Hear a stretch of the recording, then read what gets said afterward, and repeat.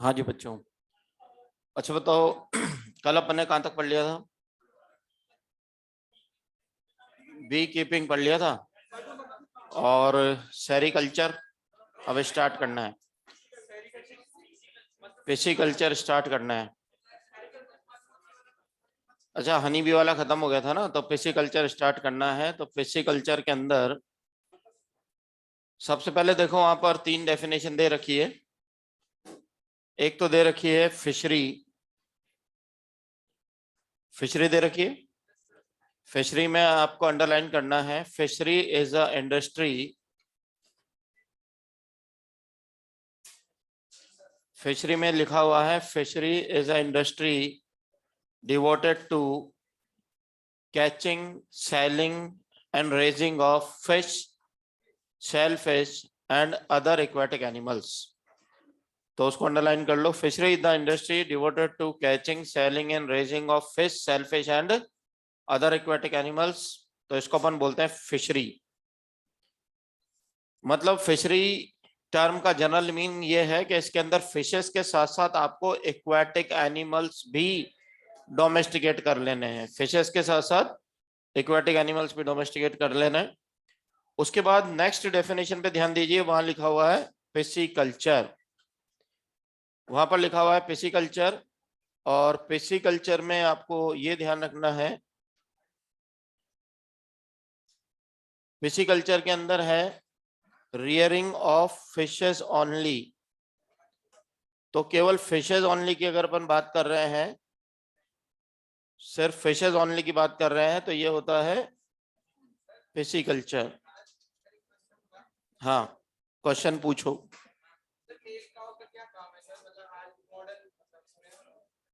Modern उसमें mail काऊ का role नहीं है क्या? फर्टिलाइजेशन कैसे कराओगे? तो आजकल इतने सारे मेल काऊ कौन पाल रहा है, एक बात बताइए आप।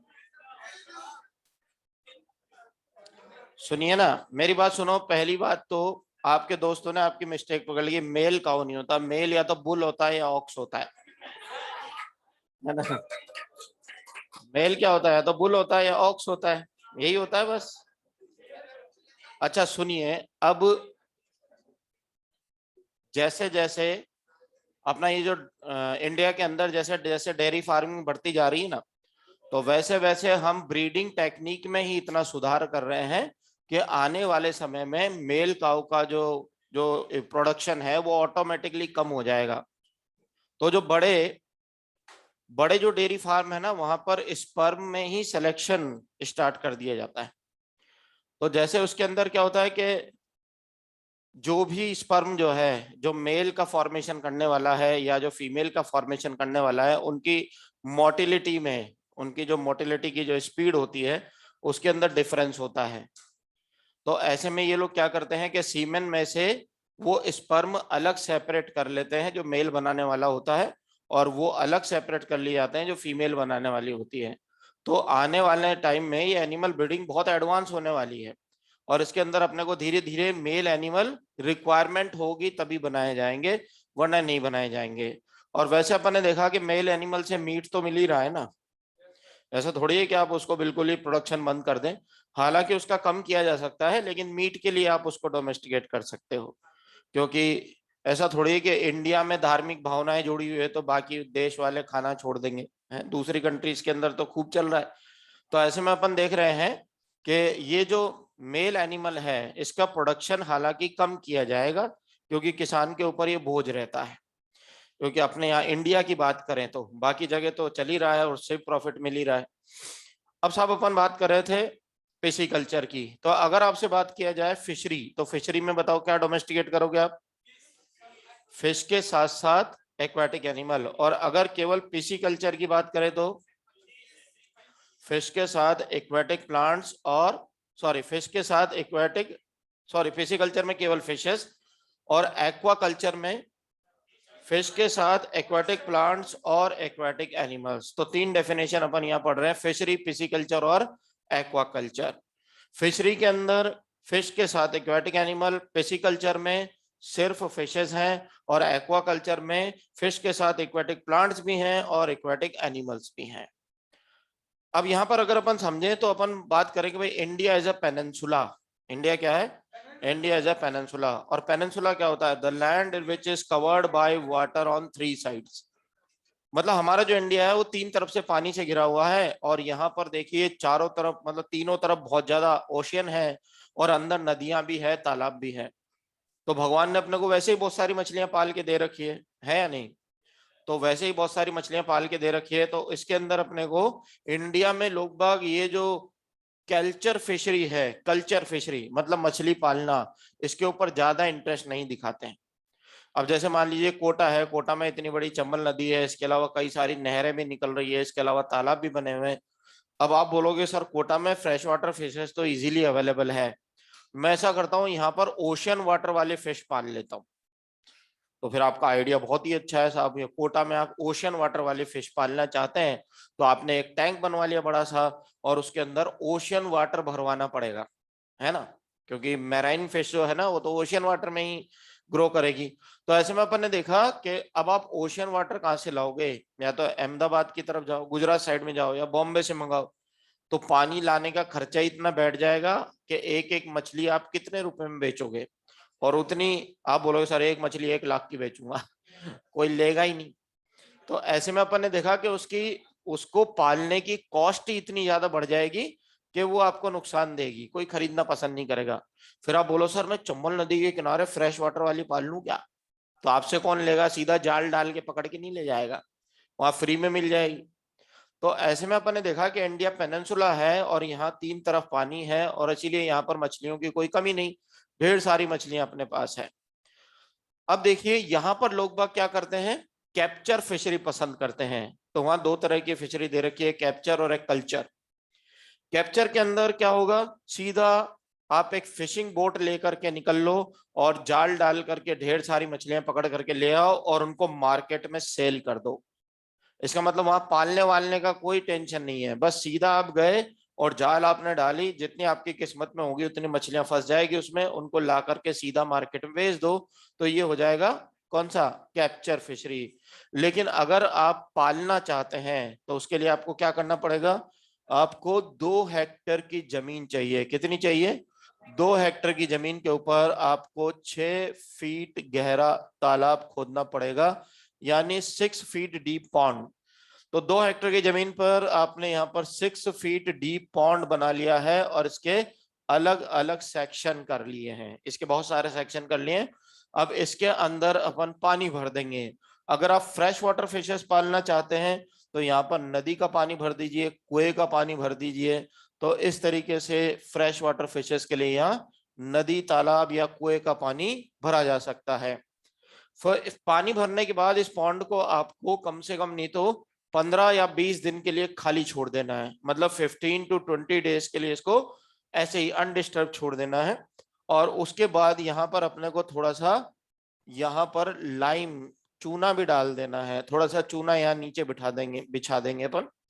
उसके बाद अपन इसको 15 से 20 दिन तक खाली छोड़ देंगे, और फिर यहाँ पर हम देखेंगे कि यहाँ पर प्लैंकटॉन्स आ गए हैं क्या, यहाँ पर प्लैंकटॉन्स आ जाने चाहिए। आपको याद है ना, फाइटो प्लैंकटॉन, जू प्लैंकटॉन। तो इस तरह से यहाँ पर अब प्लैंकटॉन्स आ जाएंगे। तो एक बार जब प्लैंकटॉन आ जाएंगे तब हम यहाँ पर मेल और फीमेल फिशेस लेके आएंगे। तो एक बार यहाँ पर प्लैंकटॉन आ जाए तो हम क्या करेंगे, इसमें मेल और फीमेल फिशेस को ला करके डालेंगे। अब देखिए वहां मॉड्यूल में अपने indigenous fresh water fishes they रखी है। उसके पहले ब्लू रिवोल्यूशन होगा, उसको अंडरलाइन करो। ब्लू रिवोल्यूशन क्या है, ब्लू रिवोल्यूशन है फिश के प्रोडक्शन को इंक्रीज करने के लिए जो भी एफर्ट किए जाते हैं, ये सब ब्लू रिवोल्यूशन है। अब इंडिजीनस फ्रेश वाटर फिश के अंदर अपने पास है कटला, कटला, और इसके बाद है, इसके कॉमन नेम आपको याद रखने हैं, कॉमन नेम ज्यादा पूछे जाते हैं इसलिए कॉमन नेम याद रखना है। कटला, कटला, लेबी रोहिता। ऐसे ही एक और देखिए वहां पर दे रखा है मृगल, कॉर्नर में मृगल दे रखा है लास्ट में देखो। तो यहाँ पर अपन ने 3 मछलियां लिखी है, एक कटला, कटला, एक लेबी रोहिता और एक मृगल। और ये जो कटला कटला होती है ये सरफेस फीडर होती है। इसकी अगर अपन बात करें तो ये क्या होती है, ये होती है सरफेस फीडर। और लेबियो रोहिता जो होती है वो होती है कॉलम फीडर, और ये जो मृगल होती है ये होती है बॉटम फीडर। तो हम यहाँ पर बात करते हैं, ये होती है सरफेस फीडर, कॉलम फीडर और बॉटम फीडर। अब साहब ये क्या टर्म है इसको समझ लीजिए। सरफेस फीडर की बात करें तो जो कटला कटला होगी वो यहाँ से खाना खाएगी, लेबियो रोहिता जो होगी वो यहाँ से खाना लेगी, और मृगल जो होगी वो यहाँ से खाना खाएगी। मतलब देखो ये यहाँ पड़ा हुआ खाना है, अगर ऊपर खाना है तो कटला कटला खा लेगी, और अगर खाना यहाँ पर आ गया है, इस लेवल पे आ गया है, तो लेबियो रोहिता खा लेगी। और अगर ये इस टैंक के बॉटम में चला गया है, यहाँ पड़ा हुआ है, तो फिर कौन खा लेगी? मृगल खा लेगी। तीनों अपने अपने लेवल पे ही फूड लेंगी। ये मृगल कभी भी यहाँ जाके नहीं खाएगी, और ये कटला कटला कभी भी नीचे नहीं आएगी। तो बताइए फूड का कंपटीशन होगा या नहीं होगा? फूड का कंपटीशन नहीं होगा, इसलिए इन तीनों को एक साथ डोमेस्टिकेट कर सकते हैं, और इसको अपन बोलते हैं मिक्स्ड फार्मिंग। क्या कहा जाता है इसको? मिक्स्ड फार्मिंग, या इसको अपन बोलते हैं कॉम्पोजिट फार्मिंग। तो इसको कहा जाता है मिक्स्ड फार्मिंग या कॉम्पोजिट फार्मिंग। अब देखिए यहां पर अपन ने ये तीन जो है ये इंडिजीनस फ्रेश वाटर फिशेस हैं। कैसी है? इंडिजीनस फ्रेश वाटर फिशेस हैं। और वहां पर देखिए नीचे की तरफ आपको कुछ एक्सोटिक स्पीशीज भी दे रखी है, मिल गया। एक्सोटिक स्पीशीज में अपन देख रहे हैं साइप्रिनस कार्पियो, मिल गया आपको साइप्रिनस कार्पियो। इसके अलावा टीनोफेरिंजियोडॉन आइडेला और हाइपोथैलमेट्रिस मोलेक्ट्रिस। तो इसके अंदर देखो common carp, silver carp, grass carp. और इतने हार्ड हार्ड नेम वो याद नहीं हो रहे ना, तो सिंपल याद कर लो ना, common carp, silver carp, grass carp. और अगर ये भी याद नहीं हो रहा तो फिर वहां नोट डाल करके लिख लो, all carp fishes are fresh water fishes. All carp fishes are fresh water fishes. जिस मछली के भी नाम के पीछे कार्प लगा हुआ होता है, जिस मछली के भी नाम के पीछे कार्प लगा हुआ होता है वो फ्रेश वाटर होती है। तो अपन क्या बोलेंगे? All carp fishes are fresh water fishes. ठीक है, तो all carp fishes are fresh water fishes. तो अब एग्जाम में आपको ज्यादातर कॉमन नेम आएंगे कि भाई इनमें से फ्रेश वाटर कौन सी है, मैराइन कौन सी है, तो सेलेक्ट करने में आसानी रहेगी। जिस फिश के आगे कार्प लगाओ उसको निकाल दो, ये क्या है? Fresh water. ये तीनों आपको पता ही है, ये भी क्या है? Indigenous fresh water. अब मैराइन फिश पे चलिए। मैराइन फिश के अंदर आपको इंपॉर्टेंट मार्क करना है कि marine fish are rich source of omega 3 fatty acids. यहां से पहले जब AIPMT नाम हुआ करता था उस समय क्वेश्चन आया है। तो हम बात कर रहे हैं यहाँ पर कि ओमेगा 3 फैटी एसिड कौन से फिश में ज्यादा मिलता है? मैराइन फिश के अंदर ओमेगा 3 फैटी एसिड ज्यादा मिलता है। तो they are rich source of omega 3 fatty acid, and this omega 3 fatty acid is a good cholesterol. क्या बोलते हैं इसको? गुड कोलेस्ट्रॉल बोलते हैं। ये हार्ट की प्रॉब्लम से बचाता है आपको। आपने पढ़ा होगा ना दो तरह का कोलेस्ट्रॉल, एक LDL एक HDL, याद है? तो गुड कौन सा होता है और बैड कौन सा होता है? LDL बैड होता है और HDL गुड होता है। सब लोग बड़े खामोश हो गए, इसका मतलब पता ही नहीं। LDL वास्तव में बैड होता है और HDL गुड होता है, हाई डेंसिटी लिपिड। ये क्या करता है कि जहां LDL जमने की पॉसिबिलिटी होती है उस जगह ये खुद डिपॉजिट हो जाता है और उसको जमने नहीं देता है। तो इसलिए ये अपने को क्या है? हार्मफुल कोलेस्ट्रॉल से बचा के रखता है। तो देखो फिश के अंदर नेचुरली आयोडीन भी मिलता है। फिश के अंदर आयोडीन मिल रहा है, इसके अंदर ओमेगा 3 फैटी एसिड मिल रहा है, और इसके अंदर DHA, डोकोसा हेक्सोनोइक एसिड। आपको याद है आजकल बॉर्नविटा का ऐड आता है, बॉर्नविटा के ऐड में लिखा रहता है बॉर्नविटा में DHA है जो मस्तिष्क को बनाए बहुत तेज, है ना? तो ये ब्रेन फंक्शनिंग के लिए एसेंशियल होता है DHA। तो ऐसे में फिश के अंदर ये नेचुरली DHA मिलता है। तो जो लोग फिश फूड खाते हैं, जो लोग फिश को खाते हैं, वो ज्यादा हेल्दी और स्मार्ट हो जाते हैं। याद है ना साउथ इंडियन मूवीज के हीरो? हाँ बस। तो देखो साउथ इंडिया में फिश का ज्यादा प्रचलन है, आप चले जाओ कोलकाता की तरफ, उधर चले जाओ, आप बंगाल चले जाओ, कोलकाता चले जाओ, वहां पर आप वहां जाकर के ढूंढोगे भैया छोले भटूरे मिलते हैं क्या, बोला कुछ नहीं मिलता। हर चीज में फिश चलती है वहां पे।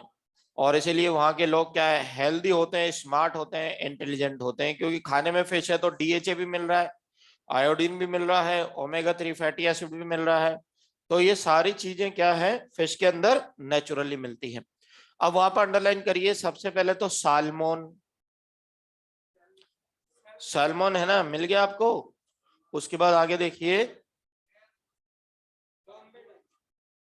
बॉम्बे डक अलग चीज है। तो एक तो इसके अंदर आपको सैल्मन को अंडरलाइन करना है। उसके बाद आपको याद रखनी है हार्पोडॉन या बॉम्बे डक। और लास्ट में देखिए एक मैकरेल और पॉम्फ्रेट। मैकरेल के ऊपर क्वेश्चन आया हुआ है पहले, तो मैकरेल को भी मार्क करो। और पॉम्फ्रेट के आगे देखो एक लाइन लिख रही है कि this fish is released in Indian ocean by foreigners. ये मछली इंडियन नहीं है, लेकिन फिर भी इंडियन ओशन में मिलती है क्योंकि फॉरेनर्स ने इसको यहाँ छोड़ा है। तो अगर नीट में ऐसा क्वेश्चन आ जाए कि which fish is released in Indian ocean by foreigners, या which foreign fish is found in Indian ocean, तो सीधा सा आंसर आपका क्या हो जाएगा, पॉम्फ्रेट हो जाएगा। ठीक है, अब यहाँ पर आगे चलते हैं, अपन इसकी ब्रीडिंग करवाएंगे। क्या कराएंगे, ब्रीडिंग कराएंगे। और ब्रीडिंग के लिए आप इंपॉर्टेंट मार्क कर लीजिए हाइपोफाइसेशन।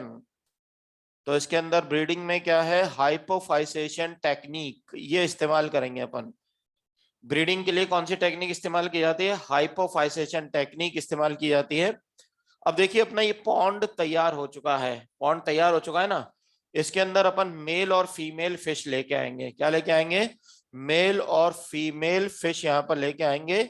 और मेल और फीमेल फिश में हम यहाँ पर 1:2 का रेशियो रखेंगे। क्या रखेंगे, 1:2 का रेशियो रखेंगे, एक मेल और 2 फीमेल। क्योंकि हमको क्या है, ज्यादा फर्टिलाइज एग चाहिए, तो स्पर्म तो वैसे ही ज्यादा मिल जाएंगे, लेकिन ओवम के प्रोडक्शन को डबल करने के लिए ओवम ज्यादा चाहिए हमें, इसलिए फीमेल का नंबर कितना रखेंगे, डबल रखेंगे। अब इसके अंदर क्या करेंगे, ये जो मेल और फीमेल फिश है, इसके अंदर अपन इंजेक्शन लगाएंगे।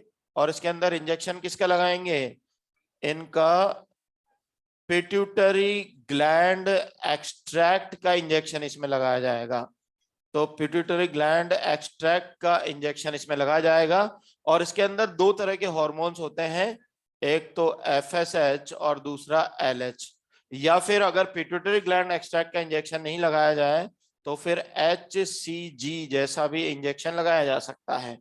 अब देखो इस इंजेक्शन का क्या इफेक्ट होगा, इसमें दो हार्मोन है, एक एफएसएच और एलएच। अब ये यहाँ जो मेल फिश है, इसके अंदर सीमेन का प्रोडक्शन ज्यादा हो जाएगा, तो यहाँ पर मोर मिल्ट। अगर आपसे पूछे मिल्ट क्या है, तो मिल्ट होता है फिश सीमेन। मिल्ट क्या होता है, फिश सीमेन। तो यहाँ पर देखिए सीमेन का प्रोडक्शन ज्यादा हो रहा है, मतलब मिल्ट ज्यादा बनने लगा है। और फीमेल का इफेक्ट, फीमेल पर क्या इफेक्ट पड़ेगा, ओवा ज्यादा हो जाएंगे। तो ऐसे में अपन ने देखा यहाँ मिल्ट ज्यादा बना है, मतलब सीमेन ज्यादा बना है, और यहाँ ओवा ज्यादा बने हैं। और फिर बताइए अगर ये स्पर्म और ओवा फ्यूज होंगे तो फिर फर्टिलाइज एग ढेर सारे हो जाएंगे या नहीं। तो फिर अपना ये जो तालाब है, ये पूरा का पूरा फर्टिलाइज एग से यहाँ ढेर सारे फर्टिलाइज एग आ जाएंगे। और उसके बाद ये एग हैच होंगे, और एग हैच होंगे तो इनसे छोटी छोटी मछलियां निकलेंगी, और वो खाएंगी प्लैंकटॉन्स। क्या खाएंगी, प्लैंकटॉन्स खाएंगी। और इसीलिए हमने पॉन्ड में पहले प्लैंकटॉन आने दिए हैं। अरे जब तक प्लैंकटॉन नहीं आएंगे तब तक ये मछलियां भूख से मर नहीं जाएंगी क्या। और इसलिए अपन ने क्या किया है, पहले प्लैंकटॉन्स को आने दिया है, वरना ये छोटी छोटी मछलियां भूख से मर जाएंगी। प्लैंकटन खा करके ये मछलियां थोड़ी बड़ी हो जाएंगी।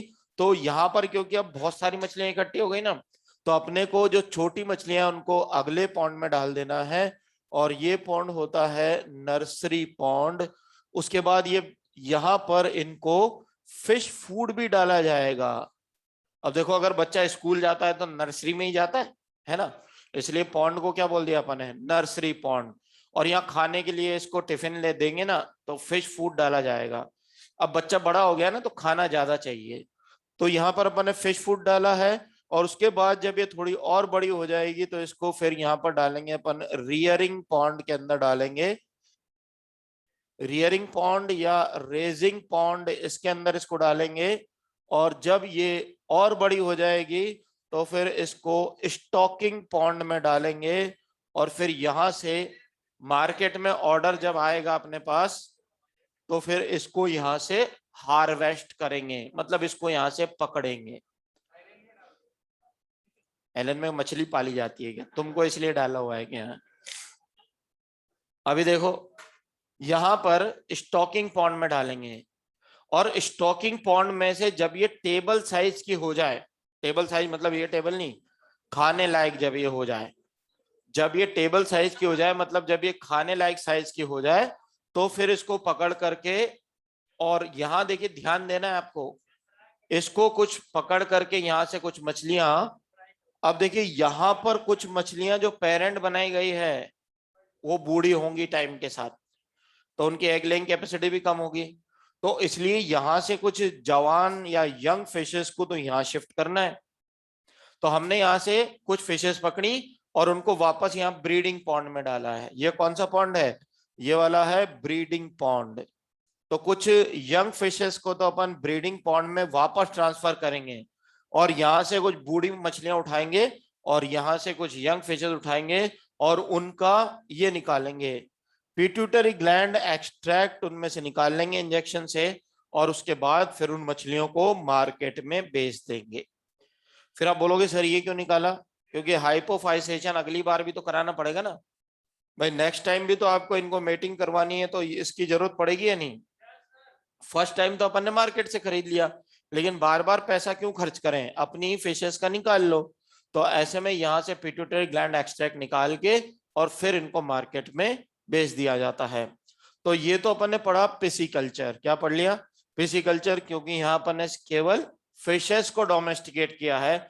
अगर अपन इसके साथ दूसरे एक्वाटिक एनिमल्स भी डाल दें तो क्या हो जाएगा बताओ? एक्वाटिक एनिमल्स डाल दें फिशेस के साथ तो हो जाएगा फिशरी। फिर से कंफ्यूज हो गए ना? तो अगर इसके साथ एक्वाटिक एनिमल डाल दें तो क्या हो जाएगा? फिशरी। और अगर एक्वाटिक प्लांट्स और एक्वाटिक एनिमल दोनों डाल दें फिशेस के साथ तो फिर वो क्या हो जाएगा? वो हो जाएगा एक्वा कल्चर। ठीक है, अब नेक्स्ट पेज पे चलिए वहां पर, और वहां पर आपको bye product of fishing industry, हाँ अपन बाहर से देंगे, उनमें से नहीं, बाहर से देंगे। बाकी तो मेनली तो यही दिया जाता है, पिट्यूटरी ग्लैंड एक्सट्रैक्ट, इसी को याद रख लो। अब नेक्स्ट पेज पर आपको लिख रहा है by product of fishing industry, उसमें अंडरलाइन करिए सिन ग्लास। सिन ग्लास जो है इट इज एयर ब्लैडर और swim bladder of carp and cat fishes. तो जो कार्प फिश होती है और कैट फिश होती है, आपने एनिमल डाइवर्सिटी पढ़ी होगी ना, तो कुछ मछलियों में क्या होता है, लगातार स्विम करना पड़ता है वरना वो नीचे जाने लगती है, और कुछ मछलियों में एयर ब्लैडर होता है तो वो अपनी एक ही पोजीशन पे लगातार तैरती रहती है। तो ये एयर ब्लैडर को निकाल लेते हैं, कार्प फिश का या कैट फिश का एयर ब्लैडर निकाल लेते हैं, और उसके अंदर फिर वाइन को भर के और ऐसे लटका दिया जाता है। तो उससे क्या होता है, वाइन क्लैरिफाई हो जाती है, बिल्कुल ट्रांसपेरेंट हो जाती है। तो वहां पर देखो आगे लिखा हुआ है it is use for clarifying the wine. तो ये वाइन को क्लैरिफाई करने के काम में आता है सिन ग्लास। क्या कहा जाता है इसको? सिन ग्लास।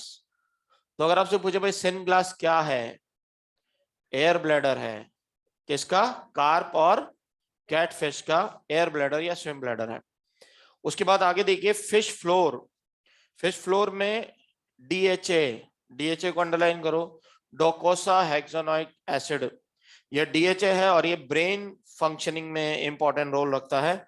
और इसके ठीक पहले फिश लीवर ऑयल है, उसके अंदर कौन कौन से विटामिन हैं? विटामिन ए है, विटामिन डी है, विटामिन सी है और विटामिन ई है। ये सारे विटामिन इसमें मिलते हैं।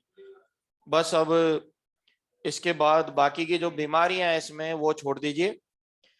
फिर नेक्स्ट अपने पास आ जाएगा सेरिकल्चर। नेक्स्ट क्या आ जाएगा? सेरिकल्चर में अपन सिल्क वॉर्म को डोमेस्टिकेट करेंगे। किसको डोमेस्टिकेट करेंगे? सिल्क वॉर्म को डोमेस्टिकेट करेंगे तो ये कहलाएगा सेरिकल्चर। अब देखिए, सिल्क की डिस्कवरी हुई थी चाइना में। सिल्क की डिस्कवरी कहां हुई? चाइना में। और चाइना में है एम्प्रेस लॉर्ड जू, वहां पर लिखा हुआ है देखिए, एम्प्रेस लॉर्ड जू। और इनका जो रीजन है वो है क्वांग टी। तो अपने को नाम याद नहीं रखना है कि किसने ढूंढा है, केवल सुन लेना है। तो वहां पर एक एम्प्रेस है जिसका नाम है empress Lord zoo of Quang T. ठीक है। अब देखिए, ये जो क्वीन है, ये जो एम्प्रेस है, इसके महल में एक बड़ा सा मलबरी का गार्डन है। मलबरी का गार्डन है, वहां पर ढेर सारे मलबरी के पेड़ हैं और मलबरी के पेड़ों के ऊपर सिल्क वॉर्म रहते हैं। मलबरी के पेड़ों के ऊपर सिल्क वॉर्म रहते हैं और उन्होंने वहां पर कुकून बना के लटका रखे हैं। तो मलबरी का गार्डन है बड़ा सा महल के पीछे की तरफ, और वहां पर ढेर सारे सिल्क वॉर्म रहते हैं और उन्होंने कुकून बना बना के पेड़ों पे लटका रखे हैं। अब एक दिन इसने उस गार्डन में एक पार्टी ऑर्गेनाइज की और जो मेहमान आए उनको स्टार्टिंग में सूप दिया गया पीने के लिए। तो सभी लोग गरम गरम सूप पी रहे हैं, क्वीन भी वहीं पर प्रेजेंट है, उसके पास भी सूप है। और अचानक ऊपर से एक कुकून गिरता है उसके सूप के कप में। तो उस क्वीन के सूप के कप में जब एक कुकून गिरता है तो अपने सर्वेंट को बुला के बोलती है कि इसके अंदर कुछ गिर गया है, तो इसको लेके जा और पता करके आ कि इसमें क्या गिरा है, ऊपर से कुछ गिरा है। तो वो कप को लेकर के किचन में चला जाता है, वहां देखता है तो उस सूप के ऊपर धागा सा तैर रहा है, एक थ्रेड है वो उसके ऊपर फ्लोटिंग कर रहा है, तैर रहा है। तो उसको वो खींच करके निकालता है तो काफी लंबा थ्रेड उसमें से निकल जाता है। उसके बाद जब वो अंदर देखता है तो उसके अंदर मिलता है कुकून। तो वो क्वीन को आकर के सारी बात बताता है कि आपके जो ये जो कप है इसके अंदर गिर गया था कुकून और उससे ये इतना बढ़िया थ्रेड निकला है। तो फिर क्वीन ने क्या किया, सवेरे कुछ कुकून तुड़वाया और उनको बॉईल करवाया तो उससे बढ़िया सिल्क थ्रेड निकल गया। फिर कपड़े बुनने वाले को बुलाया और उससे बोला कि इससे एक कपड़े का सैंपल बनाओ, एक क्लोथ का सैंपल हमारे लिए बनाओ। तो उसने जब वो सैंपल क्लोथ बनाया तो बहुत ज्यादा सॉफ्ट और शाइनी था। तो फिर तो क्वीन को मजा ही आ गया, बोला ऐसा कपड़ा तो वर्ल्ड में किसी के पास नहीं है। तो फिर क्या करें, कपड़े बुनने वाले को बाहर जाने से रोको। तो उसको पकड़ लिया गया, उसको पकड़ करके बोला अब तू महल में ही रहेगा, तेरे को यहीं पर ही हम रूम दे देंगे और तुम्हारी फैमिली में से कोई भी मेंबर महल से बाहर नहीं जाएगा और ये सीक्रेट आउट नहीं होना चाहिए। हम तुमको सिल्क बनाना सिखाएंगे और उस थ्रेड से तुम केवल रॉयल फैमिली मेंबर्स के लिए कपड़े बनाओगे। तो राजा रानी और उनके राजकुमार राजकुमारियां इनके लिए ही कपड़े बनते थे सिल्क के। तो बाकी के जो दूसरी कंट्री के जो किंग और क्वीन इनसे मिलने आते थे वो बड़े डिप्रेस हो जाते थे, क्योंकि वो इनसे बड़े राजा हैं पर उनके पास ऐसे बढ़िया कपड़े हैं ही नहीं, क्योंकि ये सिल्क बनाना तो केवल उन्हीं को आता था। ये लंबे टाइम तक ये सीक्रेट उसी महल में चलता रहा। उसके बाद जब प्रिंसेस बड़ी हुई तो उसकी शादी ब्याह करना पड़ा, और शादी ब्याह करने लगा तो उसने बोला कि मैं तो वहां भी सिल्क ही पहनूंगी, तो मुझे वहां पर एक चाहिए सिल्क प्रोडक्शन करने वाला। तो एक कारीगर साहब वहां भी भेजा गया सिल्क बनाने के लिए। वहां पर बुद्धिस्ट मॉन्क आया करते थे, बुद्धिस्ट मॉन्क वहां राजा से मिलने आया करते थे, महल विजिट किया करते थे। तो वहां जो कपड़े बनाने वाला था उसने एक बुद्धिस्ट मॉन्क को ये सीक्रेट लीक कर दिया और वो बुद्धिस्ट मॉन्क भाग करके इंडिया आ गया। और इंडिया आने के बाद उसने मैसूर कर्नाटका के राजा को ये सिल्क प्रोडक्शन का सीक्रेट बताया और उसके बाद इंडिया में भी सिल्क का प्रोडक्शन स्टार्ट हो गया। वहां अंडरलाइन करो, Mysore Karnataka is leading silk producing state of India, क्योंकि सबसे पहले सीक्रेट वहीं आया था ना इंडिया में, इसलिए ये आज भी लीडिंग सिल्क प्रोड्यूसिंग स्टेट है इंडिया का, मैसूर कर्नाटका। अब देखो सबसे बढ़िया बात यह है कि ऑल ओवर वर्ल्ड, पूरे वर्ल्ड में सिर्फ 5 टाइप के सिल्क वॉर्म हैं। पूरी दुनिया में केवल कितने तरह के सिल्क वॉर्म होते हैं? सिर्फ 5 टाइप के सिल्क वॉर्म है, और वो पांचों के पांचों इंडिया के पास है। मतलब बाकी जगह पांचों नहीं है, लेकिन इंडिया एक ऐसी कंट्री है जहां सभी 5 टाइप के सिल्क यहाँ पर प्रोड्यूस होती है। तो वहां पर दे रखा है, देखिए नीचे लिखा होगा एक लाइन कि India produces all 5 type of silk. तो सिल्क वॉर्म कितने टाइप के हैं? 5 टाइप के। तो सिल्क सिल्क भी कितने टाइप की हो गई? 5 टाइप की। और वो पांचों के पांचों तरह के सिल्क अकेले इंडिया में प्रोड्यूस हो सकती है। तो ये भी एक बढ़िया बात है अपने लिए। अब सिल्क वॉर्म का नाम अपन अंडरलाइन करें, सबसे पहले इंपॉर्टेंट मार्क कीजिए बॉम्बैक्स मौरी। बॉम्बैक्स मौरी जो है इसको अपन बोलते हैं मलबरी सिल्क वॉर्म। क्या कहा जाता है इसको? मलबरी सिल्क वॉर्म कहा जाता है, और इसको कॉमन सिल्क वॉर्म भी कहते हैं। क्या कहते हैं इसको? मलबरी सिल्क वॉर्म कहते हैं, और इसको कॉमन सिल्क वॉर्म भी कहते हैं। सबसे ज्यादा इसी का डोमेस्टिकेशन किया जाता है। तो अगर आपसे पूछे भाई कौन सा सिल्क वॉर्म सबसे ज्यादा डोमेस्टिकेटेड होता है, मलबरी सिल्क वॉर्म, और इसका नाम क्या है? बॉम्बैक्स मौरी। ये इसका नाम है। मलबरी ट्रीज पर ये फीड करता है, मलबरी के पौधों पर इसे पाला जाता है। मलबरी के लीव्स खाकर के बड़ा होता है, इसलिए इसका नाम है मलबरी सिल्क वॉर्म। उसके बाद आगे देखिए ओक सिल्क वॉर्म, एंथेरा प्रोयाली, उसको भी टिक कीजिए। और इसके बाद है मूंगा सिल्क वॉर्म, मिल गया एंथेरा प्रोयाली और एक मूंगा सिल्क वॉर्म। बस इन तीनों को अपने को याद रखना है। मूंगा सिल्क वॉर्म लिख तो रहा है वहां पे नीचे। अब आगे देखिए, आगे अपन लाइफ हिस्ट्री पढ़ते हैं। क्या पढ़ रहे हैं अपन? लाइफ हिस्ट्री पढ़ते हैं। अब सिल्क वॉर्म के अंदर मेल अलग होता है और फीमेल अलग होती है, मतलब दोनों इंसेक्ट अलग अलग होते हैं, मेल अलग और फीमेल अलग।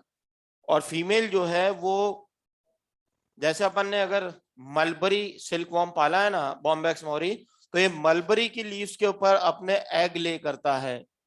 तो यहाँ पर ये मलबरी की लीव्स पर एग ले करेगा, और फिर वो एग हैच होंगे। तो एग हैच होने पर यहाँ पर निकलेगा फर्स्ट इंस्टार लार्वा। तो यहाँ पर निकलता है फर्स्ट इंस्टार लार्वा, और इस फर्स्ट इंस्टार लार्वा के अंदर जुवेनाइल हार्मोन प्रेजेंट होता है।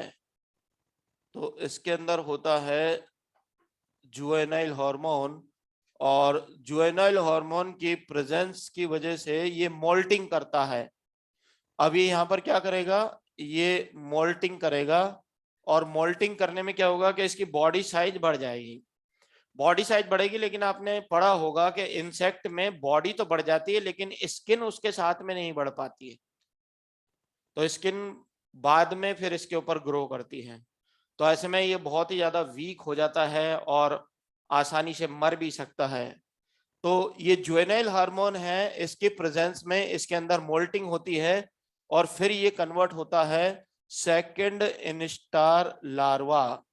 ये कन्वर्ट हो जाता है किसके अंदर? सेकंड इंस्टार लार्वा में कन्वर्ट होता है। उसके बाद फिर मोल्टिंग होती है, और फिर ये बन जाता है थर्ड इंस्टार लार्वा, और फिर मोल्टिंग होती है, फिर फोर्थ इंस्टार लार्वा, और फिर मोल्टिंग होती है, और फिर फिफ्थ इंस्टार लार्वा। अच्छा, तो बताइए मोल्टिंग कितने टाइम्स हो रही है? तो देखिए आफ्टर 4 मोल्टिंग, ये 1, ये 2, ये 3, ये 4, after 4 moulting fifth instar larva comes. 4 moulting के बाद 5वां इंस्टार लार्वा आता है। तो after 4 moulting fifth instar larva comes.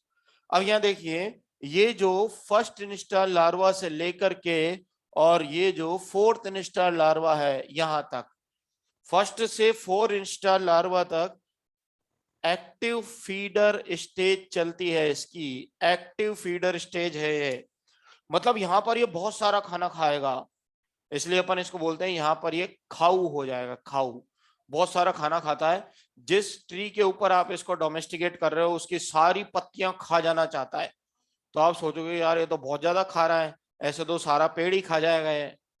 लेकिन बेचारे को इसको यहाँ क्या, खाते समय टोकना नहीं चाहिए, है ना। तो खाते समय इसको टोकना नहीं चाहिए, क्योंकि ये सिर्फ यहीं फीड करेगा। फर्स्ट इंस्टार से लेकर के फोर्थ इंस्टार तक ही ये एक्टिव फीडर होता है, उसके बाद ये खाना नहीं खाएगा। तो ये जो फिफ्थ इंस्टार लार्वा है, इट स्टॉप्स फीडिंग। तो अपन यहाँ पे लिख देते हैं, अभी आपकी जिज्ञासाओं का अंत हो ही जाएगा, रुक जाइए। तो ये स्टॉप्स फीडिंग, ये खाना खाना बंद कर देता है। तो ये फिफ्थ इंस्टार लार्वा खाना खाना बंद कर देता है। अब क्यों बंद कर देता है ये भी सुनो। अब इसके अंदर जो है, यहां पर इसकी जो सलाइवरी ग्लैंड होती है, इसकी जो सलाइवरी ग्लैंड होती है वो कन्वर्ट हो जाती है सिल्क ग्लैंड में।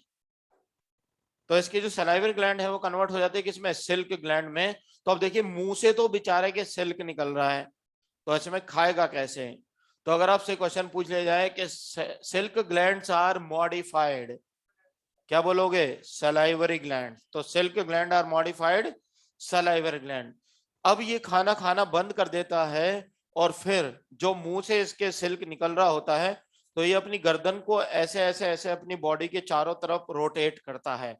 अपनी बॉडी के चारों तरफ ये गर्दन घुमाता है, और फिर अपनी बॉडी के चारों तरफ एक धागे का कवच जैसा बना लेता है।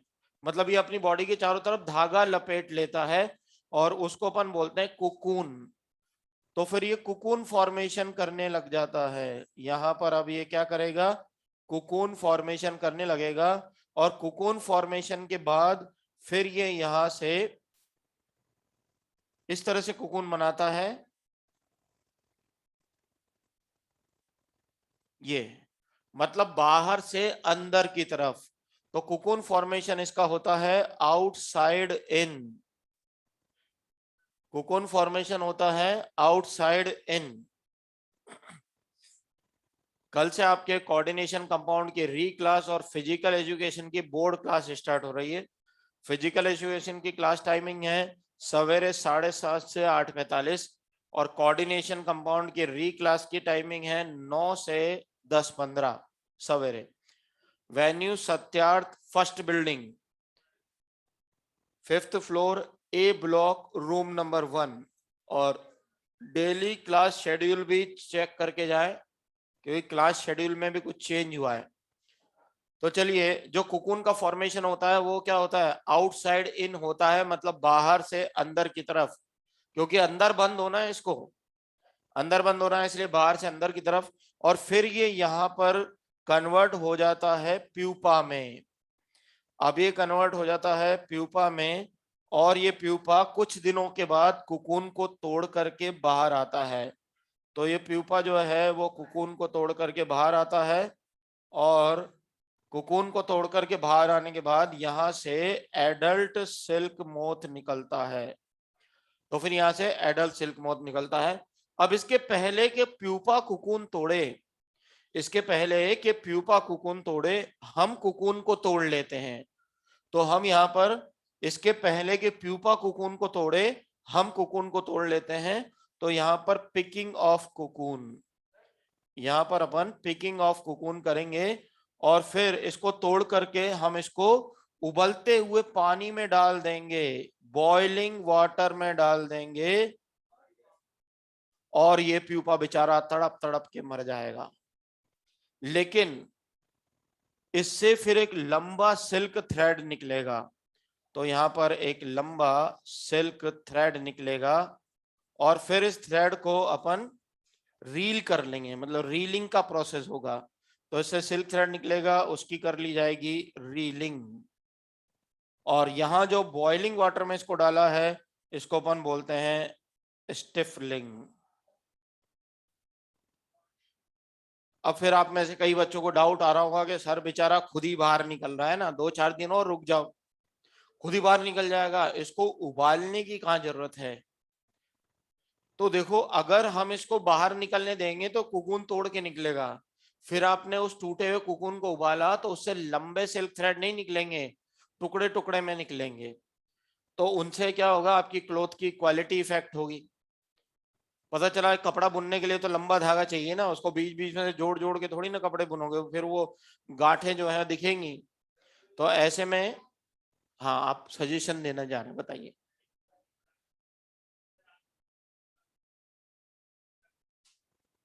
तो एक कुकून से भी 5 मीटर से ज्यादा धागा निकल रहा है। नहीं, सुनो तो सही। एक तो आप आधे आधे मीटर के टुकड़े जोड़ जोड़ के बना रहे हो, है ना। और जितना बड़ा कुकून होगा उससे और ज्यादा कपड़ा निकलेगा, सॉरी और ज्यादा धागा निकलेगा। तो यहाँ पर अगर आप पाप पुण्य की बात करने लगे तो कभी ये बिजनेस कर ही नहीं पाओगे। हाँ जी बोलो।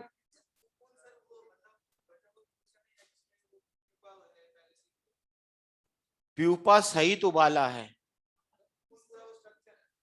कुकून ये इसने बनाया ना, लार्वा ने अपने चारों तरफ सिल्क थ्रेड लिपेट लिया ना, लार्वा अंदर बंद है, वो पोर्शन कुकून है, इसका बाहर का जो धागे का कवच है वो कुकून है। अब देखिए इस तरीके से अपने को सिल्क ऑब्टेन होता है, इसको बॉइलिंग वाटर में डालना स्टिफलिंग होता है और सिल्क थ्रेड निकालना रीलिंग होता है। अब आगे देखिए नेचुरल सिल्क होता है प्रोटीन, नेचुरल सिल्क प्रोटीन होता है और इसके अंदर दो तरह के प्रोटीन होते हैं, एक तो होता है फाइब्रोइन और एक होता है सेरिसिन, और ये होता है 80-20 के रेशियो में, 80-20 के रेशियो में होता है फाइब्रोइन और सेरिसिन। बट आर्टिफिशियल सिल्क, तो natural silk is protein but artificial silk is carbohydrate. तो अगर आपसे पूछे नेचुरल सिल्क क्या है, क्या बोलोगे? प्रोटीन है। कौन कौन से प्रोटीन है इसमें? दो तरह के प्रोटीन है, एक फाइब्रोइन और एक सेरिसिन, और रेशियो कितना है? 80-20 का रेशियो है। और आर्टिफिशियल सिल्क क्या है? Artificial silk is carbohydrate. अब देखिए ये जो आर्टिफिशियल सिल्क होता है, ये जो आर्टिफिशियल सिल्क होता है ये बहुत ज्यादा चमकदार होता है, मतलब नेचुरल सिल्क से भी ज्यादा चमकदार है और ड्यूरेबल भी है। इसको आप आराम से किसी भी सोप से, किसी भी डिटर्जेंट से खूब रगड़ रगड़ के धो सकते हो, बिल्कुल खराब नहीं होगा। तो ये ड्यूरेबल भी है और चमकदार भी है, लेकिन सॉफ्ट उतना नहीं है, थोड़ा सा रफ होता है, थोड़ा सा हार्ड होता है। नेचुरल सिल्क एकदम सॉफ्ट और शाइनी होता है लेकिन ड्यूरेबल नहीं होता है। अगर आप मान लो चाय पी रहे हैं और एक जरा सा छींटा भी गिर गया तो दाग परमानेंट हो जाएगा, अगर इसको हार्ड डिटर्जेंट में धो लिया तो खराब हो जाएगा। प्रोटीन है तो कीड़ों को इसकी खुशबू आएगी और वो अलमारी में घुस करके इसको काट काट के छेद बना देंगे। तो नेचुरल सिल्क में बहुत सारी प्रॉब्लम्स हैं। नेफ्थलीन बॉल्स अगर इसके अंदर रख दी तो उससे भी खराब हो जाएगा, तो उसमें केयर ज्यादा करनी पड़ेगी। इसलिए लोग बाग आजकल ज्यादा क्या पसंद कर रहे हैं? Artificial silk. तो एक तो देखो चमकदार भी है, सस्ता भी है, ड्यूरेबल भी है, और प्यूपा को मारने का पाप भी नहीं चढ़ रहा है, नहीं। तो ये सारी चीजें इसके अंदर आ रही है। तो इस तरह से अपना ये सेरीकल्चर कंप्लीट होता है। क्या कंप्लीट होता है? सेरीकल्चर कंप्लीट होता है। अब मैं यहाँ इस फ्लो चार्ट से आपसे क्वेश्चन पूछ लेता हूं और आप बताइए क्या, एक बार देख लो फिर पूछ लेता हूं। इंस्टार लार्वा, जैसे अपन ने देखा ना इंसेक्ट की डेवलपमेंटल स्टेजेस है ये। इंसेक्ट की जैसे लार्वा होता है, प्यूपा होता है, एडल्ट होता है ना, वैसे लार्वा और प्यूपा के बीच में कुछ स्टेजेस आती हैं, उनको इंस्टार स्टेजेस कहते हैं। मोल्टिंग मतलब एक फॉर्म से दूसरी फॉर्म में कन्वर्ट होना। पूछे हम। अच्छा देखो एम्स में यहां से क्वेश्चन आया था कि if juvenile hormone is absent in silkworm, अगर जुवेनाइल हार्मोन नहीं है सिल्कवॉर्म में तो क्या होगा? अरे मोल्टिंग नहीं होगी, और मोल्टिंग नहीं होगी तो इंस्टार नहीं बनेगा, और इंस्टार नहीं बन के सीधा एडल्ट बनेगा। मोल्टिंग नहीं होगी तो सीधा लार्वा से क्या बनेगा? एडल्ट बनेगा। मतलब इंस्टार स्टेजेस नहीं आएंगी तो कुकून भी नहीं बनेगा, कुकून नहीं बनेगा तो सिल्क नहीं मिलेगी। इसलिए अपन क्या बोलेंगे, उसका आंसर क्या गया था कि larva directly converts into adult. तो अगर जुवेनाइल हार्मोन नहीं होगा तो लार्वा सीधा एडल्ट में कन्वर्ट हो जाएगा। और अब देखो 2 पेज पलटो आगे मॉड्यूल के, वहां एडिशनल इंफॉर्मेशन दे रखी है टेबल के पीछे वाले पेज पर। उसमें नीचे की तरफ से देखना शुरू करो, नीचे से 5th या 6th पॉइंट होगा कि if juvenile hormone is absent then larva will directly convert into adult. मिल गया? अरे है तो सही, नीचे से 1 2 3 4 5 6 पॉइंट ही तो है, 7th पॉइंट देख लो। अगर जुवेनाइल हार्मोन, हाँ तो ये लार्वल स्टेज को मेंटेन कर रहा है ना, उसके आगे लिख लो चाहो तो larva will directly convert into adult. ठीक है, एडिशनल इंफॉर्मेशन में दे रखा है। अच्छा ये तो हुआ एक क्वेश्चन, अब दूसरा क्वेश्चन पूछ लेता हूं मैं। अच्छा बताइए, silk is manufactured by larva, pupa, cocoon या adult? Silk is manufactured by larva, pupa, cocoon और एडल्ट। कोकून अगर आप बोल रहे हो तो आप सबका गलत है, लार्वा आंसर जाएगा। अरे सिल्क बना कौन रहा है? अरे बना तो लार्वा, किसके मुंह से सिल्क निकल रहा है? लार्वा के मुंह से निकल रहा है ना, कोकून थोड़ी ना सिल्क बना रहा है। सिल्क इज मैन्युफैक्चर्ड बाय, क्या बोलोगे? लार्वा। फिर इसको अपन चेंज कर देते हैं, अभी दूसरा क्वेश्चन सुन ले फिर बात करेंगे। सिल्क इज ऑब्टेन्ड फ्रॉम, अब बोलो। तो silk is manufactured by larva but obtain from pupa और कोकून, दोनों आंसर होंगे। Silk is obtain from pupa और कोकून, लार्वा के बाद वाली स्टेज प्यूपा होती है और प्यूपा के बाद वाली एडल्ट होती है। आप लोगों ने क्या एनिमल डाइवर्सिटी में ऑर्थोपोडा वगैरह नहीं पढ़ा है? 11th में तो पढ़ाई है ना, भले ऑनलाइन पढ़ा हो। हाँ मेरे को पता है ऑनलाइन ही पढ़ा है। अब ऑफलाइन शुरू हो जाएगा कल परसों से, उस समय फिर बढ़िया से लार्वा प्यूपा सब समझ में आएंगे, इन स्टार विन स्टार सारे स्टार लग जाएंगे। हाँ जी, तो अपन बात करते हैं। मैं क्वेश्चन पूछ रहा था आपसे, तो लाइन याद रखें, silk is manufactured by larva but obtain from pupa और कोकून, ठीक है, ये हो गया। अच्छा बताइए कि नेचुरल सिल्क इज प्रोटीन और आर्टिफिशियल सिल्क क्या है? कार्बोहाइड्रेट। अच्छा बताइए कि नेचुरल सिल्क में कौन कौन से प्रोटीन होते हैं? एक होता है फाइब्रोइन और एक होता है सेरिसिन। क्या रेशियो होता है इसका? 80-20 रेशियो, ठीक है। फिर आगे चलिए, आगे अपने को दे रखी है डिजीज ऑफ सिल्कवॉर्म, उसके अंदर पेब्राइन को अंडरलाइन करिए, पेब्राइन डिजीज। और पेब्राइन डिजीज हो रही है प्रोटोजोआ से। पेब्राइन डिजीज किससे हो रही है? प्रोटोजोआ से। तो पेब्राइन को याद रखिए बस। फिर नेक्स्ट पेज पर चलिए, नेक्स्ट पेज पर अपने पास क्या है? Lack culture. नेक्स्ट पेज पर अपने पास है लैक कल्चर। अब इसको अपन बोलते हैं लाख, और आपको कई जगह आपने देखा होगा कि महिलाएं लाख की चूड़ियां, कड़े वगैरह ये लाना पसंद करती हैं। इसके अलावा अपन ने देखा कि इससे घर सजाने के बहुत सारी चीजें बनती है, तो इससे डेकोरेटिव आइटम भी बनते हैं। इसके अलावा आपने देखा होगा कि इलेक्ट्रिकल अप्लायंसेस में ये इंसुलेटर का काम करता है। ऐसे ही ये कह रहा है कि सर मैंने कोरोना में जो है रामायण महाभारत देखी, तो उसमें लाक्षागृह बनाया गया था। महाभारत में पांडवों को जलाने के लिए लाक्षागृह बनाया गया था ना, वो भी इसी का बनाया हुआ था। अब साहब इतनी सारी लाख कहां से लाए होंगे, क्योंकि इंडिया वर्ल्ड का सबसे ज्यादा लैक प्रोड्यूसिंग कंट्री है। तो सबसे पहले तो डेफिनेशन को मार्क करिए। डेफिनेशन क्या है? Lac is the secretion of, जो मैं लाइन बोलता हूं ना उसको ध्यान से सुना करो। Lac is the secretion of lac insect Laccifer lacca. अब यहां से क्वेश्चन बन जाएगा कि लैक क्या है? सीक्रेशन है, एक्सक्रिएशन है, या और कोई चीज है? तो ये सीक्रेटरी प्रोडक्ट है, एक्सक्रिएटरी प्रोडक्ट नहीं है, ये ध्यान रखना है। डेफिनेशन पर ध्यान दीजिए, लिखा हुआ है lac is secretion of lac insect Laccifer लैका।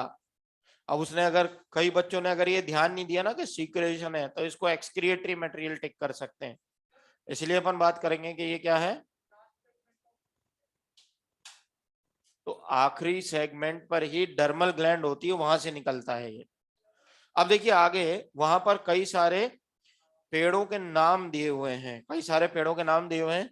उनमें से अपने को बेर और पलाश, ये दो पेड़ टिक कर लेने हैं, बेर और पलाश। अब देखिए एनसीईआरटी लिखती है कि nature of, quality of lac, NCERT क्या लिखती है? Quality of lac depend upon the nature of host plant. आगे देखो, आगे लिखा होगा नीचे लिख रहा है लैक कल्टीवेशन के ठीक ऊपर कुसुमिक लैक, जहां लिख रहा है, जहां बोल्ड बोल्ड लेटर में लिख रहा है लैक कल्चर या लैक कल्टीवेशन लिख रहा है ना, उसके ठीक ऊपर बोल्ड बोल्ड लेटर में लिख रहा है the quality of lac depend upon the nature of host plant and best quality of lac is obtained from ber and palash and it is known as kusumik lac. तो इसको अपन कुसुमिक लैक बोलते हैं और ये बेर और पलाश से मिलती है, इसीलिए अपने को यहाँ पर केवल दो पेड़ अपन अंडरलाइन कर रहे हैं, एक बेर और एक पलाश। ठीक है, फिर आगे देखिए वहां पर लिखा हुआ है कि India is the largest lac producing country in the world. तो इंडिया जो है वो वर्ल्ड का सबसे ज्यादा लैक का प्रोडक्शन करता है और इंडिया में झारखंड वो स्टेट है जहां लैक का प्रोडक्शन सबसे ज्यादा होता है। तो अगर वर्ल्ड में पूछा जाए कि वर्ल्ड में सबसे ज्यादा लैक का प्रोडक्शन कहाँ होता है तो क्या बोलोगे? इंडिया। और इंडिया में सबसे ज्यादा कौन से स्टेट में होता है तो क्या बोलेंगे? झारखंड में होता है। और फिर वहां पर देखिए, अच्छा बताइए, silk gland are modified salivary gland और यहाँ पर lac glands are modified dermal glands. उसको भी अंडरलाइन कीजिए, लैक ग्लैंड्स क्या होती है? डर्मल ग्लैंड्स होती हैं। तो lac glands are modified dermal gland. अब इसका अपन लाइफ साइकिल पढ़ लेते हैं। तो यहाँ पर मेल और फीमेल दो तरह के इंसेक्ट होते हैं। तो यहाँ पर एक मेल होता है और एक फीमेल होती है। और ये जो फीमेल होती है ये लार्ज साइज की होती है और मेल जो होता है वो स्मॉल रहता है। तो मेल जो है वो छोटा रहता है, फीमेल बड़ी रहती है। तो लैक का प्रोडक्शन फीमेल ज्यादा करती है। अगर आपसे पूछा जाए कि भाई मेल और फीमेल में कौन ज्यादा लैक प्रोड्यूस करेगा? फीमेल। फीमेल ज्यादा लैक का प्रोडक्शन करेगी।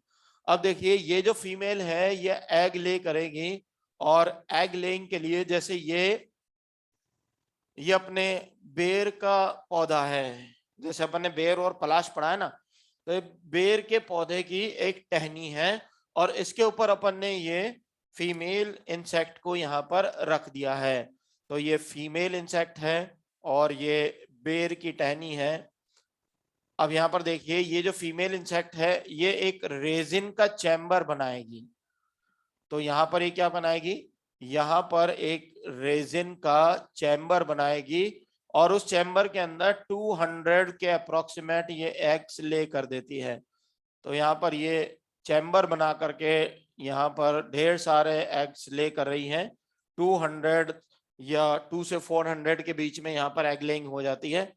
उसके बाद ये एग हैच होते हैं और यहाँ से लार्वा निकलता है और इस लार्वा का अपन बोलते हैं निम्फ। क्या बोलते हैं? निम्फ। अब ये जो निम्फ है ये कुछ खाएगा भी तो सही। तो nymph gets its nutrition from the sap of this plant. ये यहाँ पर छेद करता है, निम्फ इस पेड़ की टहनी में छेद करता है और यहाँ से जो सैप यानी कि जो रस इसको मिलता है वो पी करके ये बड़ा होता है। तो किस पर फीड करता है? On the sap of this plant. ये होस्ट प्लांट का सैप पी करके बड़ा होता है और उसके बाद ये आगे आगे बढ़ता जाता है और ये आगे आगे इस तरह से बढ़ता जाता है, छेद बनाता जाता है, वहां से रस पीता जाता है और फिर ये यहाँ से एक रेजिनियस सीक्रेशन करता है। एक रेजिनियस सीक्रेशन करता है ऐसे ब्राउन कलर का और इस टहनी को पूरा ढक देता है। तो ब्राउन कलर के रेजिनियस सीक्रेशन से इस टहनी को ये ढकते हुए चले जाते हैं और उसके बाद जब ये बड़े हो जाते हैं तो ये इस पेड़ को छोड़ करके चले जाते हैं। अब साहब ये ब्रांच जो है इसके रेजिनियस सीक्रेशन से ढकी हुई है, ये लाख है, इसको अपन लाख बोलेंगे। अब आपको इसको निकालना है यहाँ से, तो इस टहनी को यहाँ से कट कर देंगे। तो टहनी अपन ने यहाँ से काट ली, यहाँ से भी काट ली और इसको उबलते हुए पानी में डाल देते हैं यानी बॉइलिंग वाटर। अब इसको उबलते हुए पानी में डाल देंगे तो क्या हो गया, यहाँ निम्फ वगैरह नहीं है, केवल रेजिनियस सिक्रेशन है। तो इसको बॉइलिंग वाटर में डालेंगे तो ये सारी चीज पानी के अंदर आ जाएगी, ये सारी चीज पानी में आ गई। फिर वाटर को इवोपोरेट कर देंगे और बॉईल कर करके तो नीचे अपने को क्या मिलेगा? एक थिक विस्कस लैक यहाँ पर मिल जाएगा। तो इस तरह से लैक इंसेक्ट से ये लैक अपने को मिलता है। अब देखो इसका यूज क्या होता है, इससे बैंगल्स बनते हैं, घर सजाने का आइटम, डेकोरेटिव आइटम बनते हैं। इसके अलावा आपने देखा होगा पुराने जमाने में इस तरह का बाजा हुआ करता था जिस पर रिकॉर्ड चला करता था। तो ये था ग्रामोफोन, इसको क्या कहते हैं, ये था ग्रामोफोन। और यहाँ पर एक ब्राउन कलर की रिकॉर्ड चला करती थी इसमें, और यहाँ पर ऐसे निडल लगी रहती थी, और पीछे इसमें यहाँ चाबी भरते थे स्प्रिंग वाली। तो ये ऐसे बिना लाइट के चलता था, चाबी घुमा करके। तो ये रिकॉर्ड यहाँ गोल गोल घूमती थी, यहाँ से आवाज आती थी। ये ग्रामोफोन रिकॉर्ड ये लैक की बनी होती है। ये ग्रामोफोन रिकॉर्ड किसकी बनी होती है, यह लैक की बनी होती है। इसके अलावा इलेक्ट्रिकल अप्लायंसेस में ये इंसुलेटर का काम करता है। इससे देखिए डाई वगैरह भी बन रहे हैं। तो ये सारी की सारी चीजें इससे बनती हैं। तो ये अपना खत्म हो गया है लैक कल्चर, और उसके बाद अपन टेबल पे चलते हैं, डिजीज वाली टेबल। ठीक है, डिजीज वाली टेबल में बैक्टीरियल डिजीज में एंथ्रैक्स को अंडरलाइन करिए। लाओ मुझे दो, मैं टिक कर देता हूं। एंथ्रैक्स के बाद ब्लैक क्वार्टर डिजीज देखिए 3rd नंबर पर है। एंथ्रैक्स के बाद ब्लैक क्वार्टर डिजीज, और उसके बाद बोट्यूलिज्म जो 6 नंबर पर है। फिर वायरल पे चलिए, वायरल में फर्स्ट और सेकंड रिंडर पेस्ट और फुट एंड माउथ डिजीज, बस ये दो। प्रोटोजोआ में बेबिसियोसिस और थैलेरियोसिस दो। हेलमिंथ में 3rd वाला, और फंगल डिजीज में 3rd वाला एफ्लोटॉक्सियसिस। हाँ बस डिजीज में बाकी नहीं करने। इसके बाद आप देखिए पीछे एडिशनल इंफॉर्मेशन है। ये एडिशनल इंफॉर्मेशन इसलिए है क्योंकि इस चैप्टर में ईयर 2000 से लेकर के और 2005 तक या 2007 तक जो भी क्वेश्चन पूछे गए थे जो अब सिलेबस के बाहर हैं, लेकिन क्वेश्चन आ चुके हैं ना, इसलिए उनको एडिशनल इंफॉर्मेशन बना के डाल दिया है। तो ज्यादा फोकस नहीं करना है, केवल रीड कर लेना है। और ये चैप्टर आपको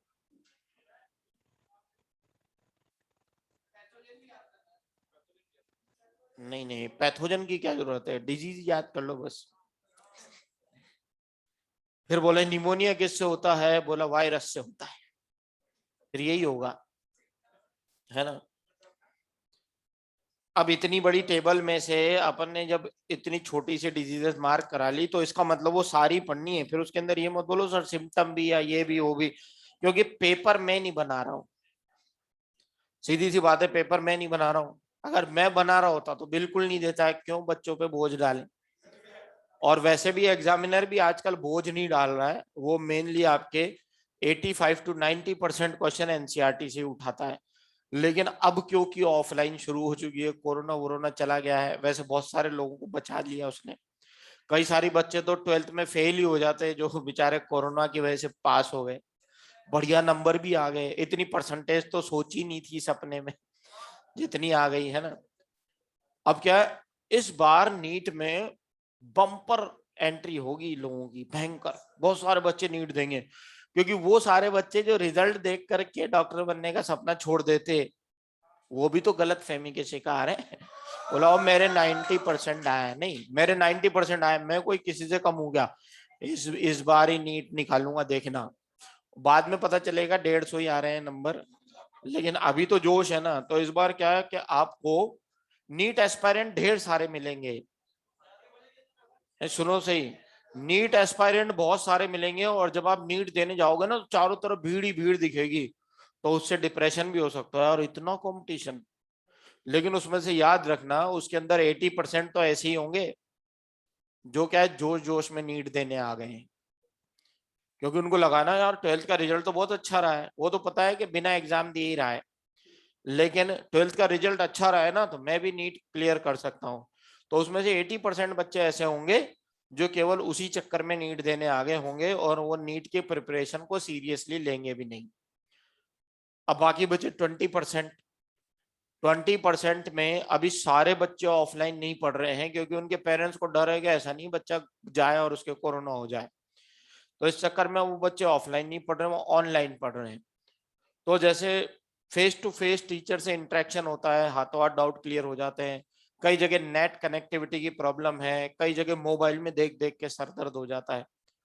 तो ये सारी चीजें उसके अंदर हो सकती हैं, तो उसका भी इम्पैक्ट आएगा, उसका भी इम्पैक्ट आएगा। और फिर तीसरी बात ये कि एक तो ऑनलाइन आप टेस्ट दे रहे हो, दूसरा ऑफलाइन ओएमआर भर भर करके आप टेस्ट दे रहे हो, उसका भी बहुत फर्क पड़ता है। टाइम भी मिलता है और ओएमआर फिल करने में मिस्टेक भी होती है। जैसे आपने फर्स्ट क्वेश्चन किया, सेकंड किया, थर्ड वाला छोड़ दिया, लेकिन पता चला फोर्थ का आंसर थर्ड में ही गोल कर दिया। तो ऐसे में फिर क्या होता है, वो सारे गलत होता चला जाता है। तो ऐसे में उस चीज की प्रैक्टिस भी हो जाती है। और एक और फायदा है, जैसे एग्जाम हॉल का जो स्ट्रेस होता है ना, वो बहुत ज्यादा मायने रखता है। एग्जाम हॉल का स्ट्रेस, वो स्ट्रेस मैनेज करने की ताकत आप में आ जाती है, आप उसके आदी हो जाते हैं, हैबिचुअल हो जाते हैं। क्योंकि हर टेस्ट के पहले हार्ट बीट बढ़ी जाती है, हर टेस्ट के पहले हार्ट बीट बढ़ जाती है। और जो इंसान 2 दिन से फ्रेश नहीं हुआ हो ना, वो 3 बार फ्रेश होके आता है। तो ऐसे अंदर क्या है, वैसे तो नॉर्मली क्या है कि 2 दिन में एक बार जा रहा है, लेकिन जिस दिन टेस्ट होता है ना, उसके एक दिन पहले से ही बार बार आना जाना लगा रहता है। तो ये सब क्या है, ये सब एग्जाम का प्रेशर है। और जो बच्चा इस एग्जाम के प्रेशर को मैनेज कर लेता है, वो बढ़िया रैंक से सेलेक्ट हो जाता है। कई सारे बच्चे ऐसे देखे हैं जो एग्जाम के प्रेशर की वजह से अपनी परफॉर्मेंस पूरी गिरा देते हैं।